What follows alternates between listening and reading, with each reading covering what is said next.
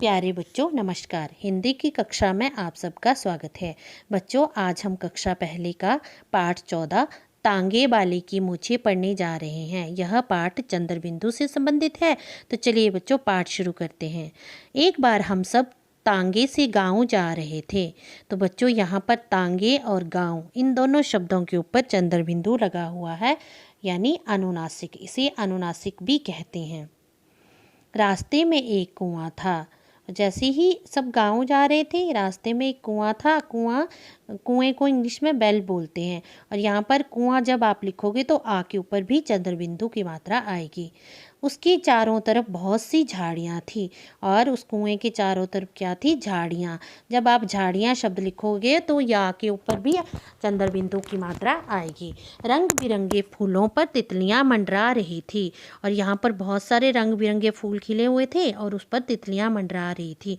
बच्चों तितलियाँ शब्द के ऊपर भी अनुनासिक या चंद्रबिंदु की मात्रा आएगी। कुएं के पीछे 5 ऊंचे ऊंचे पेड़ थे। कुएं 5 ऊंचे ऊंचे, इन सब शब्दों के ऊपर भी चंद्रबिंदु की मात्रा आएगी। तो जहाँ चिड़िया चहचहा रही थी और कुएं के पीछे 5 ऊंचे ऊंचे पेड़ थे, उसके ऊपर चिड़िया चहचहा रही थी। ठीक है, तो चिड़िया जब आप लिखोगे बच्चों तो यहाँ पर भी चंद्रबिंदु की मात्रा आएगी। वहाँ एक सांवला हंसमुख सा लड़का बांसुरी बजा रहा था। जैसे कि आपको पिक्चर में दिख रहा है, एक बच्चा बांसुरी बजाता हुआ। अचानक तेज हवाएं चल पड़ी और आंधी के साथ साथ बूंदें भी पड़ने लगी। एकाएक क्या होता? तेज हवाएं चल पड़ती है और आंधी के साथ साथ बूंदें भी पड़ने लगती हैं।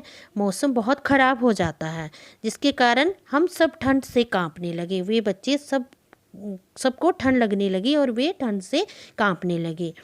चारों ओर अंधेरा छा गया। घोड़ा हाँफ रहा था।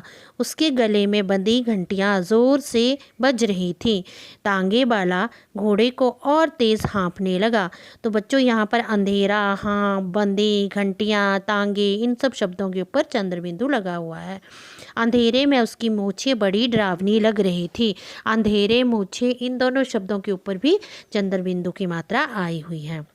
गेहूं के खेतों को पार करते ही हमारा गांव आ गया और हमने जैसे ही गेहूं के खेत पार किए, वहां पर उनका बच्चों का गांव आ गया। गांव के ऊपर भी चंद्रबिंदु की मात्रा लगी हुई है।